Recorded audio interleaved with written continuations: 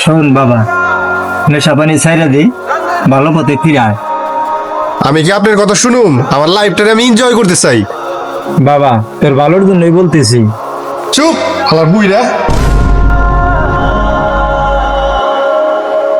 কিরে রাজীব, তুই এটা কি কাজ করলি? তোর বাবাকে ধাক্কা দিলি, তুই কি আর জীবনে ভালো হবি না? আর বলিস না, আমি আমার লাইফটা এনজয় করতে চাই, এই বুইরার জ্বালা আমি কিচ্ছু করতে পারি না। চল তোর একটা জায়গায় নিয়ে যাবো। কই নিয়ে যাবি তুই আমারে? তুই আয় আমার সাথে, আয় আমার সাথে।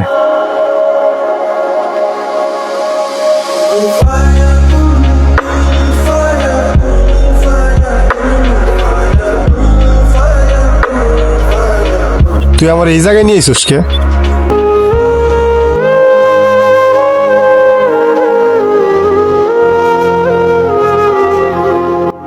এই জায়গাটা দেখ, কি নীরব, চুপচাপ, শান্ত, কিন্তু এখানে হাজারটা গল্প চাপা পড়ে আছে। একটু কল্পনা কর যে এই কবরগুলোর একটা তোর।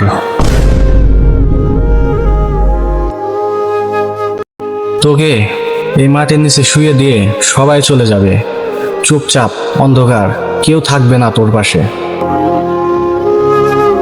তুই তো বলিস যে লাইফ এনজয় করবি, কিন্তু তোরা এনজয় কি এই কবরের ভিতরে কোনো কাজে আসবে? যেদিন তোকে এই কবরে নামানো হবে, সেদিন তোর টাকা পয়সা, বন্ধু, স্বাধীনতা কিছুই যাবে না তোর সাথে, যাবে শুধু তোর আমল।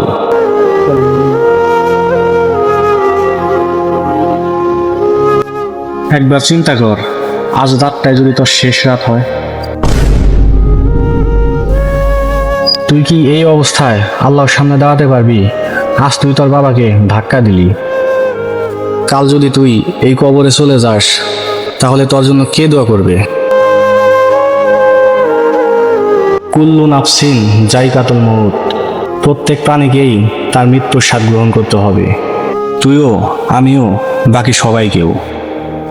তাই সময় থাকতে বদলে যা রাজীব, না হলে এক সময় আফসোস করে ফুল পাবি না। বন্ধু, আমি জীবনে অনেক পাপ করছি, অনেক খারাপ কাজ করছি, আমি আমার থেকে ভালো হয়ে যাবো বন্ধু। প্রত্যেক প্রাণীকেই মৃত্যুর স্বাদ গ্রহণ করতে হবে, কিন্তু প্রশ্ন হলো, আপনি প্রস্তুত তো?